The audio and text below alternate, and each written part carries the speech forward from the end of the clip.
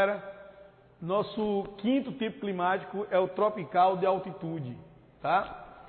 Esse clima, chamado então de tropical de altitude, ele vai ser encontrado nas áreas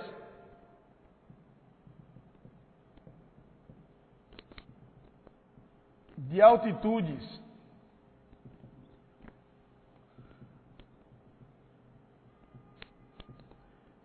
mais elevadas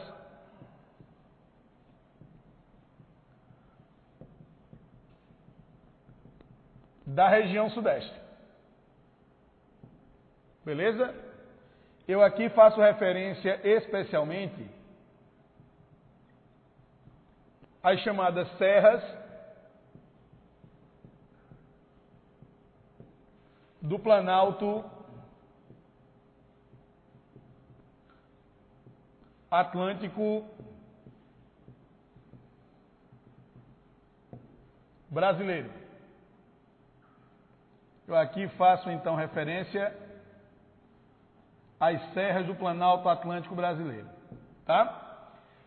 Esse tipo climático, pessoal, pela própria altitude, e aí lembrando que existe uma relação direta entre altitude e temperatura. Lembre-se que são inversamente proporcionais.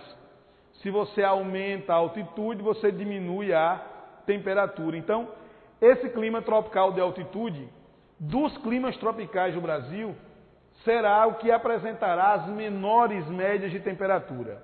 Aqui, as temperaturas médias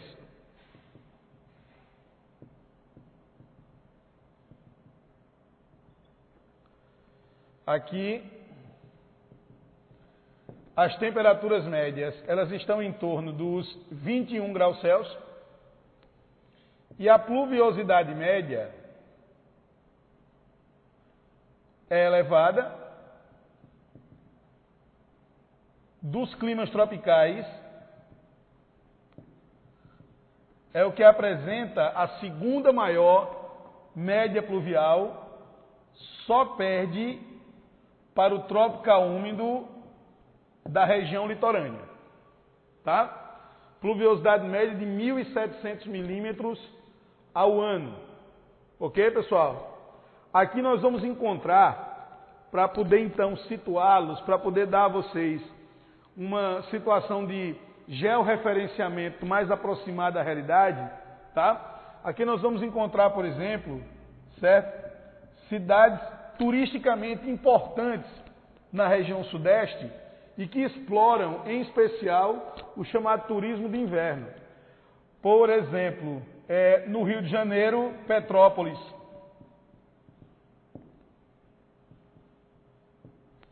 E em São Paulo, Campos do Jordão.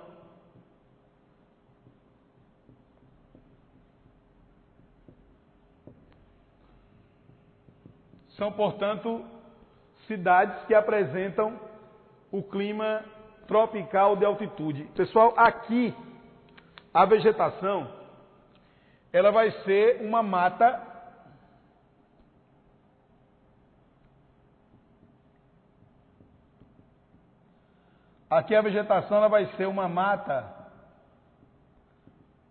estacional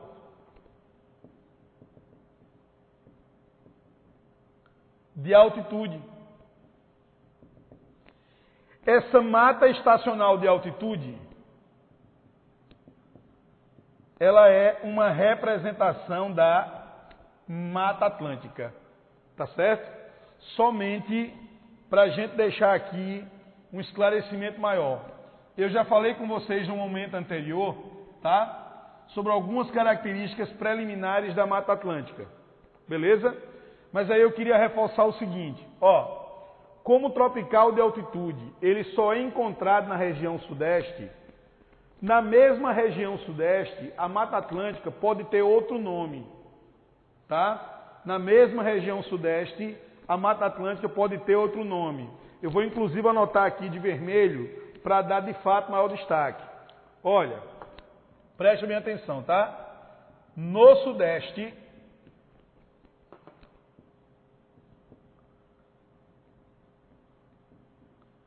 a Mata Atlântica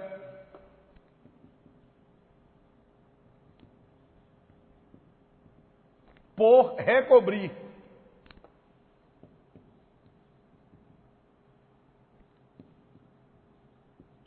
as serras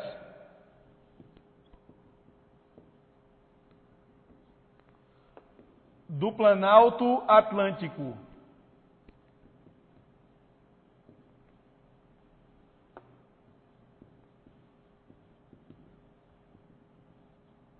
brasileiro,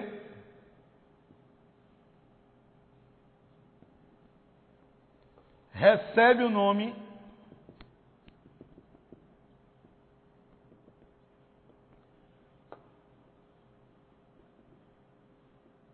de domínio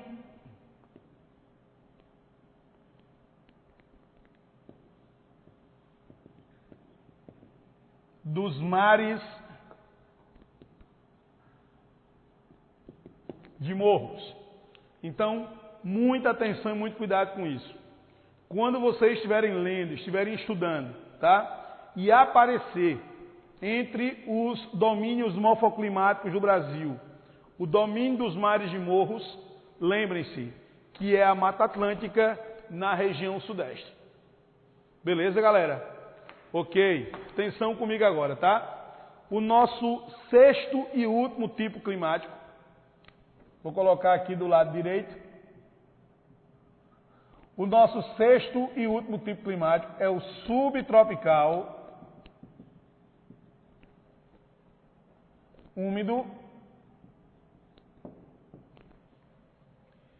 Esse aqui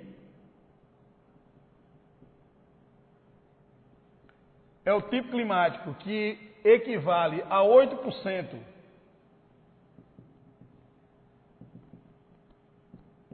do nosso território. Esse tipo climático, ele vai do sul de São Paulo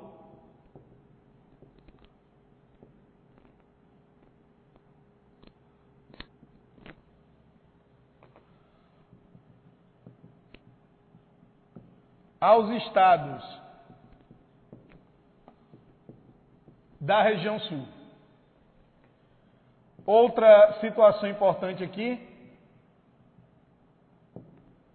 é o único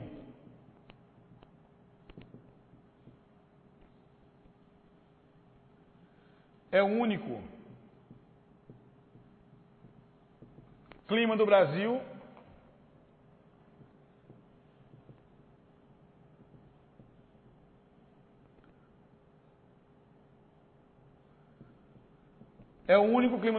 que apresenta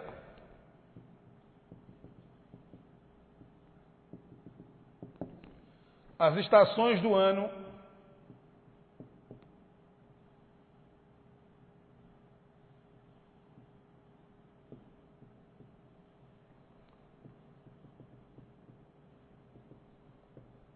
bem definidas. Com relação às temperaturas, é dos climas do Brasil o que vai apresentar as menores médias de temperatura, inclusive com a possibilidade nas serras gaúcha e de Santa Catarina, por influência direta da massa polar atlântica e também da altitude dessas áreas, a possibilidade de ocorrência de neve, tá? Então é uma parte do território brasileiro aonde a possibilidade de ocorrência de neve, ela é bem real. Aí agora, galera, sobre a temperatura média aqui,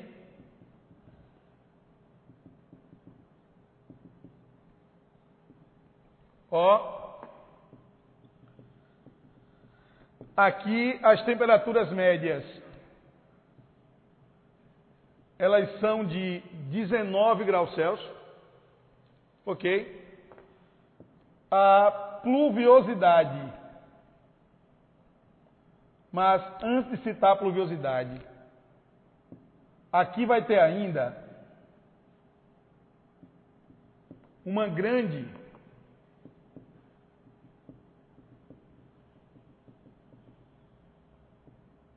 amplitude térmica anual. Aqui, galera, os verões, eles são bem quentes,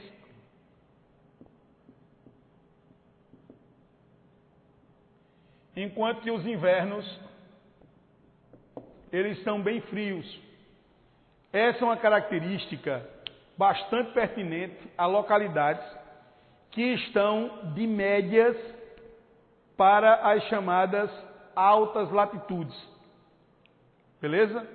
Quanto mais você se distanciar do Equador em direção aos polos, maior vai ser a diferença térmica entre o período do verão e o período do inverno, tá? Com exceção, logicamente, das áreas polares e das áreas de altas montanhas, aonde então a posição geográfica e as posições latitudinais ou mesmo altimétricas dessas localidades mantêm as temperaturas normalmente então muito baixas ao longo de praticamente todo o ano, tá? Inclusive quando chegam os períodos de verão. Aí agora, galera, aqui também nós vamos encontrar uma pluviosidade relativamente alta, com uma característica bem marcante. Aqui a pluviosidade média, ela chega a 1.500 milímetros ao ano.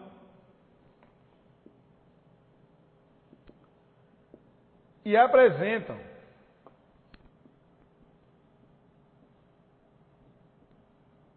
a melhor distribuição anual de chuvas do Brasil. Então preste atenção, gente, porque ele não é o tipo climático mais chuvoso. O subtropical úmido não é o tipo climático mais chuvoso. O nosso tipo climático mais chuvoso é o equatorial. O segundo mais chuvoso é o tropical úmido, beleza? O terceiro mais chuvoso é o tropical de altitude, mas esse aqui é o que tem chuvas mais regulares, é o que tem chuvas distribuídas mais homogeneamente ao longo do ano. Quando vocês estiverem estudando esse conteúdo no nosso módulo, tá? No módulo 2, pessoal, é a parte final do módulo 2, certo? É a finitude mesmo do módulo 2, tá certo assim? Quando vocês estiverem estudando com esse material, vocês vão ver que para cada tipo climático vai aparecer um climograma. Cada tipo de clima tem um climograma. Só para a gente rememorar aqui um pouquinho, climograma é um gráfico aonde nós teremos a verificação da pluviosidade média anual e das temperaturas médias anuais, certo? Tudo isso verificado a partir dos meses do ano. Eu, inclusive, quando estudei aqui com vocês o climograma, eu coloquei o que seria mais ou menos equivalente ao climograma do clima tropical úmido. Certamente quem aqui vem acompanhando as nossas aulas, tá? Quem vem acompanhando o nosso trabalho, vai lembrar disso, tá? As colunas verticais medem a pluviosidade e a linha que transpassa o gráfico de uma área para outra mede a temperatura. Então, no climograma desse tipo climático aqui, vocês vão encontrar a linha baixando, a linha sendo muito rebaixada nos meses de inverno, em especial, tá? Junho, julho e agosto. E vocês vão observar, vocês vão perceber que a média pluvial ela se mantém praticamente constante ao longo do ano. Ou seja, as colunas verticais elas se mantêm quase que homogêneas ao longo do ano. Tá certo? Pessoal, aqui nós vamos encontrar especialmente dois ecossistemas, dois conjuntos de ecossistemas. Como aqui o espaço ficou pequeno para mim, eu vou apagar aqui o lado esquerdo para poder então falar um pouquinho sobre eles, tá? Mais uma vez, sem aprofundar muito, porque esse é um conteúdo que nós vamos abordar melhor no módulo 3, no nosso livro 3. Vou apagar aqui.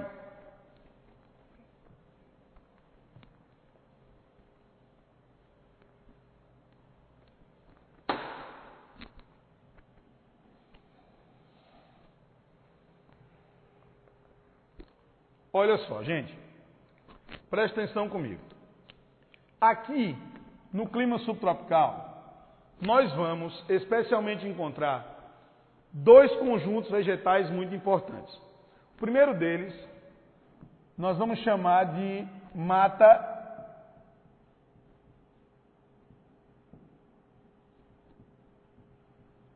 das araucárias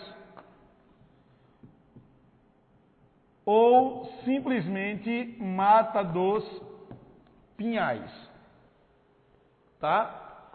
Mata das araucárias ou mata dos pinhais. Galera, aqui nós vamos então encontrar a única espécie de pinheiro do Brasil. Existem no mundo 13 tipos de araucárias. A nossa aqui é chamada de angustifolia araucária. É a única espécie de pinheiro do nosso país e a situação aqui, gente, ela é bem dramática.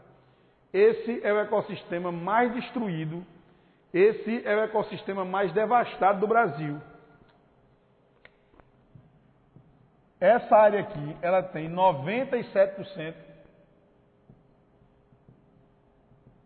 da sua totalidade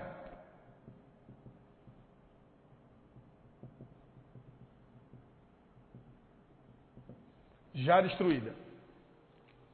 97% da área de araucária do Brasil já está destruída.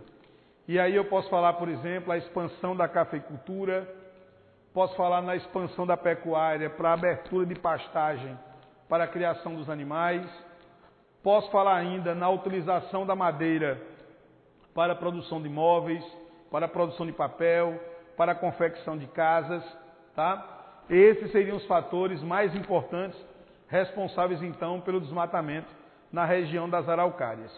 E por último, eu posso aqui citar para vocês ainda, certo? Os chamados campos sulinos,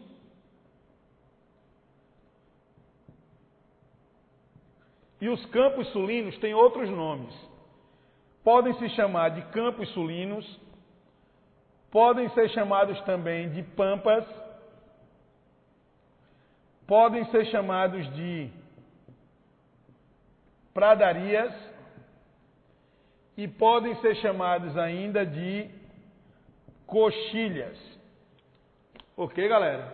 Então, ó, mata das araucárias e os campos sulinos, que também podem ser chamados de pampas, pradarias ou coxilhas, tem relação direta com o clima subtropical úmido, que envolve 8% do território brasileiro, pegando do sul do estado de São Paulo aos 3 estados da nossa região sul. Tudo certo, pessoal? Depois, ó, aqui nós vamos encontrar uma vegetação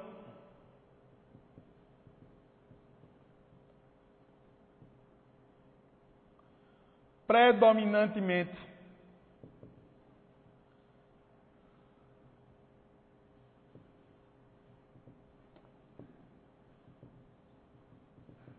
herbácea, e só para a gente rememorar, vegetação herbácea é a mesma coisa que vegetação campinácea, campestre, rasteira, ou seja, é a mesma coisa que capim. Por isso mesmo, pessoal, uma das atividades econômicas mais importantes dessa região é exatamente a pecuária extensiva, onde os animais eles são criados soltos no terreno para que eles exatamente se alimentem da vegetação nativa, eles se alimentem da vegetação presente naquele local, tá? Então, citei para vocês todos os conjuntos climáticos do Brasil e uma representação ou algumas representações de formações vegetais, de ecossistemas, de biomas, de domínios morfoclimáticos que podem aparecer e que normalmente aparecem associados, então, a esses conjuntos climáticos. Cito agora para vocês também alguns conjuntos climáticos fora do Brasil, tá? O nosso livro, o nosso módulo, o nosso material faz referência a eles, beleza? E nesse caso eu posso chamar a atenção de vocês para o seguinte, ó, vejam agora, vou colocar aqui, certo? Dessa maneira. Está aqui alguns climas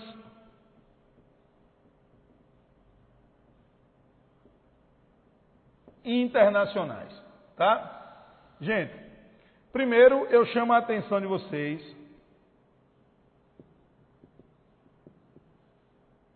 para o clima desértico. Esse clima desértico, ele vai aparecer em ecossistemas que logicamente marcam os desertos, tá certo? Os desertos, eles equivalem a 25%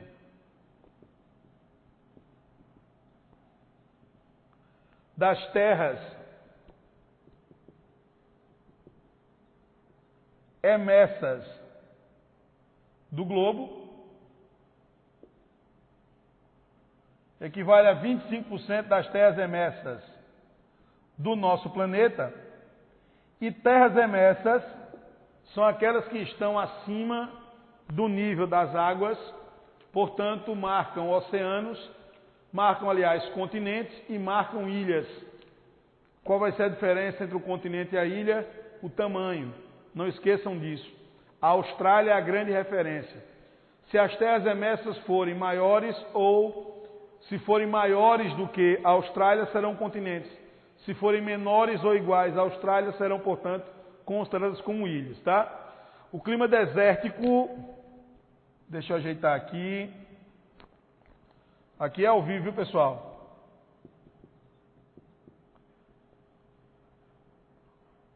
Aqui, ó. Desértico equivale agora sim aos desertos, 25% das terras emersas do globo. Aqui nós vamos encontrar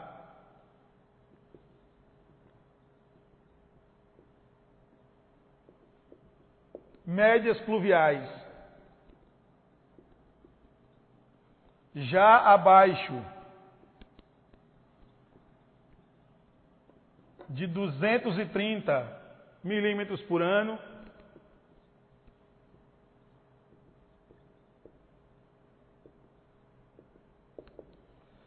Grandes variações térmicas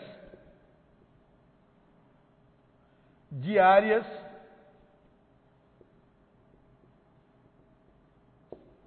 então aqui os dias eles são muito quentes e as noites elas são bem frias. Isso porque o deserto ele não apresenta umidade suficiente para que o vapor d'água regule sua temperatura. Então, essa temperatura, ela sendo regulada pelo próprio continente, significa dizer que vai apresentar dias bem quentes e, consequentemente, noites bem frias. Alguns povos, como por exemplo os tuaregs, que são povos nômades que vivem particularmente no deserto do Saara, desenvolveram ao longo da sua história técnicas que permitem, por exemplo, produzir roupas que sejam especialmente arejadas e que os protejam do sol durante o dia, mas que sejam bem compactas à noite, para que possam então protegê-los do período mais frio da noite. Tá? No Saara é muito comum que durante o dia a temperatura ultrapasse facilmente os 50 graus e à noite fique, por exemplo, abaixo de zero. Tá? Então são amplitudes térmicas diárias muito acentuadas, sem dúvida alguma. Depois eu chamo a atenção também de vocês, né, para o fato de que aqui no deserto nós vamos encontrar também uma vegetação xerófila ou xerófita, semelhante, parecida com a nossa caatinga, mas não igual. Lembre-se então que a nossa caatinga ela é endêmica do Brasil, ou seja, ela só pode ser encontrada aqui no nosso território. Tá legal? Sendo então xerófila ou xerófita, terá características também semelhantes à da caatinga. Depois eu chamo a atenção de todos vocês também, pessoal, para o clima mediterrâneo.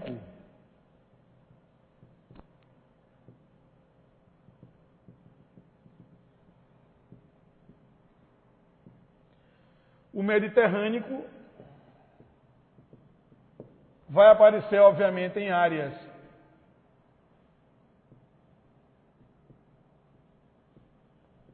banhadas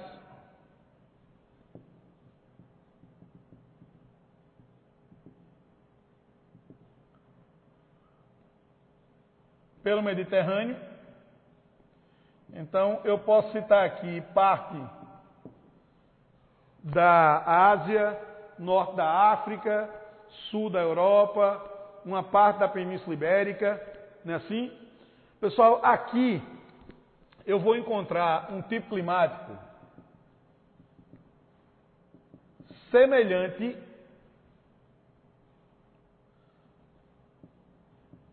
ao tropical. Ele é semelhante ao clima tropical. Só que ele tem duas diferenças.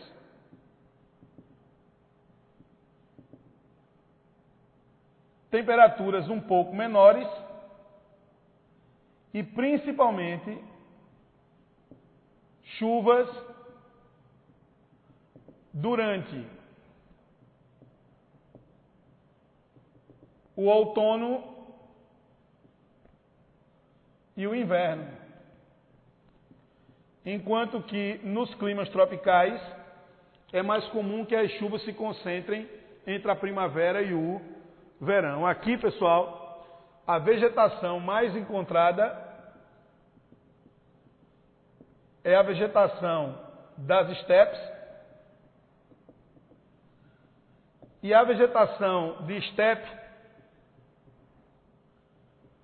ela é uma vegetação predominantemente herbácea, formada basicamente por capim, tá?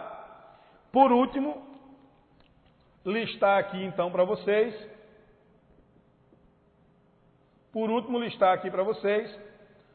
o clima polar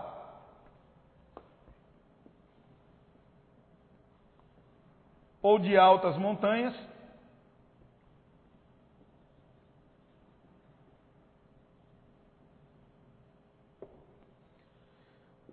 Esse tipo climático vai apresentar as menores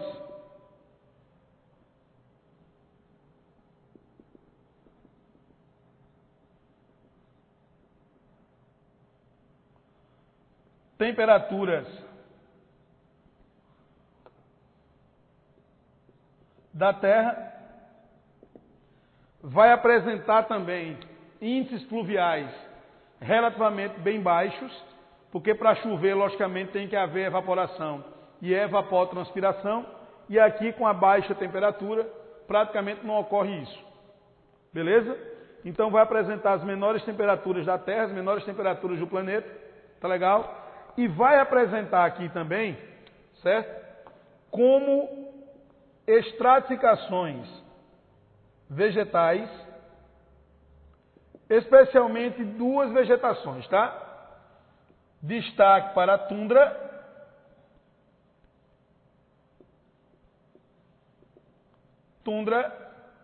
que também é uma vegetação herbácea, tá? E a taiga,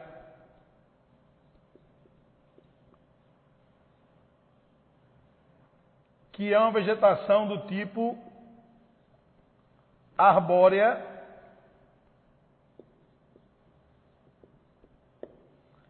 é uma vegetação logicamente composta por árvores. Mais à frente nós vamos ver que taiga é uma palavra russa que significa floresta fria. Ok, galera? Feliz Páscoa para vocês. Tudo de bom. Tchau.